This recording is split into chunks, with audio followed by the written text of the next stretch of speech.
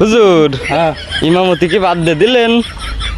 আর বাবু ইমামতি কি করবো এখন? ওই ইমামতি করতে গেলি তোমার হচ্ছে কেন ওই ঘুষ খোরগের বেনামাজিগের আর ওই ঘুষ খায় আর ওই টাকা ছাড়িয়েছে বুঝিস ধান্য টাকা দেয় এইদের বাড়ি খাওয়া লাগে বাবু, বুঝতে পারিস?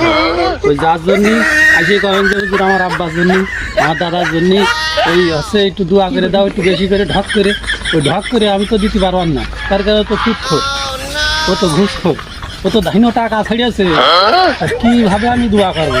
তখন ওই সবের মধ্যে আমি নেই, ওই খাতি গেলু বিলাপ করার জন্য খাতি গেলু করে বিয়ে নামাজের টাকা চাই, তার আমার কি দরকার? দরকার নেই, ও তার সাথে ওই প্যাকেটা থেকে যাচ্ছি জোন খাইতে খাবো, খাওয়া লাগবেন না, বিয়ে নামাজের তাও খাওয়া লাগবেন না, ওই বাড়ি এসেই খাওয়া নেই, কথা বুঝতে পারিস?